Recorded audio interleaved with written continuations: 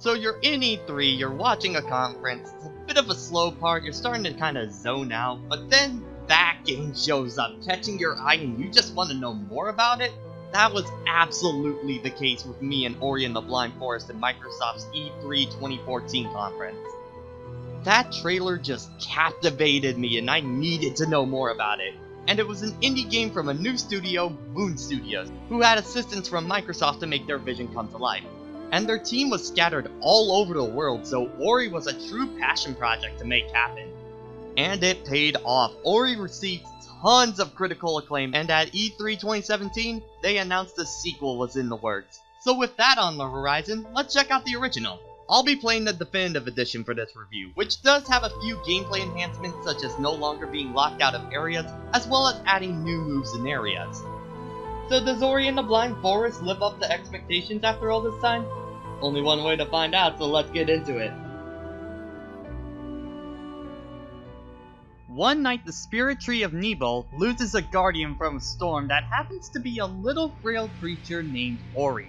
A being named Naru finds the young one and raises him like a son. But the spirit tree one night loses its source of power thanks to an owl named Kuro, who steals the power from the forest and it slowly starts to decay, forcing Ori to venture out into the forest alone. Along the way, Ori finds a companion in the form of Sen, a floating orb that guides Ori and protects him in combat. Once re-meeting the spirit tree, Ori is given the task of restoring the power of wind, water, and fire back to the forest in order to save it. So at its core, Ori and the Blind Forest plot is pretty straightforward, pretty typical story. But it's all the little touches and character moments that make it. The opening gives you all the information you need and it's absolutely heartbreaking and it gets me invested in the characters right away. Or having characters directly get in your way only for Ori to help them and then they help you later on. Or even Kuro, who seems straight up out for Ori as the main villain, but you learn exactly why later on and it's believable. There's even more story told to you by the extra areas in Definitive Edition. It's a big show don't tell kind of story, and for the kind of story they're telling, I think it goes a long way to making what would otherwise be a pretty bare bones story mean a bit more. If there was one thing I noticed back from the original E3 trailer, it's the game's presentation. Ori and the Blind Forest just pops out and holds your attention with an almost painted-like look, and the blending of 3D and 2D objects make the world truly feel alive. There isn't a single area in the game I think that's dull, and everything feels like it has a story to it, and adds much more world building without saying anything. And I love the sense of scale, like I just thought that Kuro was a giant owl just cuz. But then you notice the detail around you, like how especially Ori is the size of a mushroom, and yeah, it now makes sense why Kuro is so big. Speaking of which, I do like how everything in the world feels organic. There isn't any video game-like platforms or stuff like that. Everything feels like it's made out of material you would find in the forest, which is great for adding to that immersion. Also adding to that immersion is the soundtrack, which is great stuff. A lot of ambient tracks that add to the mood of each environment. Not too much to hum outside the game, but it works great in the moment. But my word, the track that's in the escape sequences, oh, best track in the game, hands down. And that's why it's part of Ori's main theme in Rivals of Aether, just saying. Also plug, you should go play Rivals of Aether. Moving on. Anyway, the presentation is overall fantastic, especially for technically an indie title, but onto the gameplay. Ori and the Blind Forest is a metroidvania, progressively getting more abilities and power-ups that let you go into more areas or go back to find upgrades you previously couldn't acquire. Though Ori has a few more elements to make it stand out. The adventure is more linear for around the first half of the game, but in the later half you start to get abilities that let you venture out on your own. And the game encourages you to do so by how it handles save points. While there's a few major save points that you can use as warping points, the game generally encourages you to make your own at any time.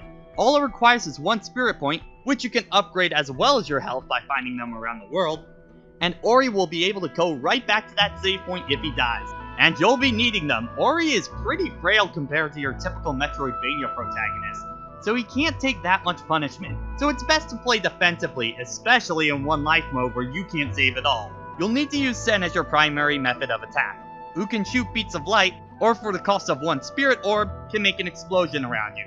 You also can improve your abilities by collecting spirit points to fill up the gauge, or an ability orb that increases it by 1 automatically. You can increase your combat abilities, passive abilities, and defensive abilities, with later ones requiring more points to unlock.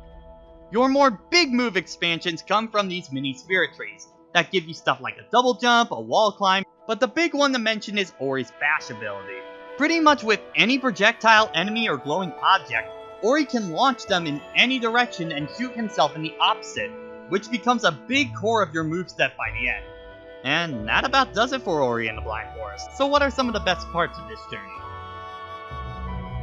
So Ori and the Blind Forest does a lot of right things in my book. Probably one of the best things that this game has to offer is the sense of flow. Once you get certain upgrades like bash, dash, double jump, glide, and such, your movement opens up tremendously, and the areas and options you have at your disposal are amazing. Ori becomes so much fun to control because of that.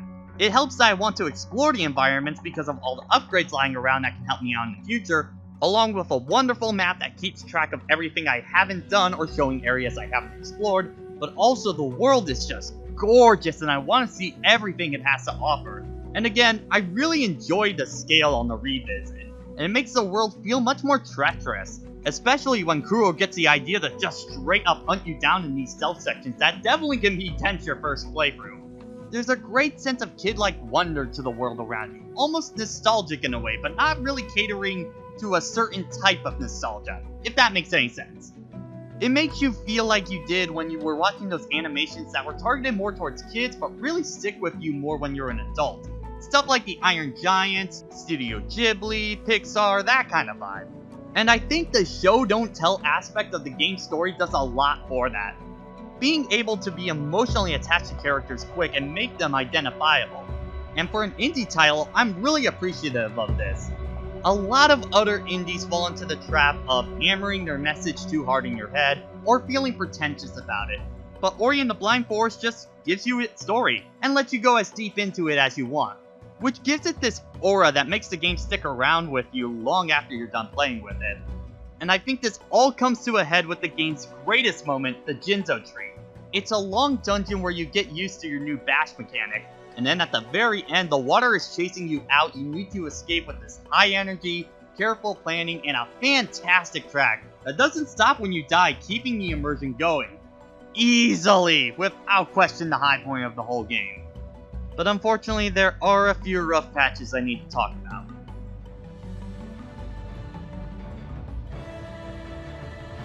Now, Ori and the Blind Forest does have a few issues that do get in the way of the overall experience. For one, and this more might be a me problem, but I'm not a huge fan of creating your own save points because, in the moment, I kind of forget that I have that option. Especially after big events, my brain generally just keeps going and thinks the game autosave, which to be fair, the game does at certain big intervals. And then I explore for about 15 minutes and then get knocked into a pit, and now I have to do that all over again. So yeah, I maybe would have preferred regular autosaving, especially with this game considering it is heavy on the spikes. Seriously, spikes are everywhere, and it's almost always just as an obstacle to put into the world. And honestly, it feels kinda lame. Especially since spikes can do 1/3, half, or all your health depending on how much you have at the time. And honestly, you're just knocked into them way too often. Really hoping they tone that down in the sequel. But I think spikes are used this much because there really aren't that many enemy types in this game. After the first hour, you've seen every enemy type that the game will throw at you. And Ori doesn't have that many combat options. So most of the time you're just staying out of range of them, and then you hit them at distance. Which is probably why there aren't any real boss fights in this game, as the combat options wouldn't be that exciting. So combat kinda wears thin in no time at all, making all the extra skills for combat just feel kind of weak in comparison to the other upgrades. Speaking of upgrades, I'm not a huge fan when metroidvanias have power-ups that basically replace the need for another power-up, and this game is guilty with that with stuff like wall climb. At first you get wall jump that lets you jump on one wall forever, but then you can just straight up climb walls later, so what's the point of the wall jump anymore? I'm just that kind of person that prefers all my skills to work in tandem rather than overlapping or replacing another ability. But the worst example of this by far is the Light Burst added into Definitive Edition. It's this orbital flight that you can throw out to activate switches or attack from afar, but most importantly, you can burst off of it, letting you achieve angles and basically have another jump. Now, while it's one of the most fun moves in the whole game and I love the movement options you get from it, wow, you can tell the original game was so not made with this ability in mind. You can seriously, no joke, get like 70% of the collectibles with just this one ability. It's that incredible. But it really undermines every other power you get, and once you grab this, there's really no challenge in the game left because you can just break it to your whim. One of the only times you can't break it is when you're carrying stuff, and this is because your movement becomes much more limited. They're fine for the most part because they don't last too long. But the one I really didn't like was the whole gravity changing tempo, mainly because your controls don't really adjust right to the situation, and your controls can change if you let go, and sometimes you forget about that at the moment, and then you die when you're carrying the orb, so your movement is still limited, and yeah, this was the low point of the game, honestly. This was not a fun section. So Ori and the Blind Forest does have a few issues that keep it from being a drop everything and play it kind of game, but at the same time, I was having so much fun trying to collect everything, and I kept going even though I was only going to record for like an hour at most for most sessions, and ended up going for like 2 or 3, so yeah, I'd say Ori and the Blind Forest delivers. Overall, I feel Ori and the Blind Forest was a great experience. It captures a great sense of serenity for its world and art, while keeping the world a threat to our hero, and makes the world fun to travel to with great movement options, addictive gameplay, a fantastic soundtrack, and a story that does a lot with what it's given. But there are still issues I have regarding combat, the save system, the power-ups, and unfortunately they do hold the game back for me. But if you're looking for a Metroidvania with a very explorative nature, and a great presentation and story to wrap you in, Ori and the Blind Forest is right up your alley, and I hope you have a great time. So that was Ori and the Blind Forest. Again, if you're looking for a new Metroidvania, I definitely give Ori a shot. It's a great time. And hey, now's the perfect time. Its sequel is about to come out in March 2020. Why is this month like this? But based on the trailers, it already looks like they're covering some of my issues, such as the improvements to the combat system and such. So I'll definitely give it a shot at some point. But until then, I'll catch you next time.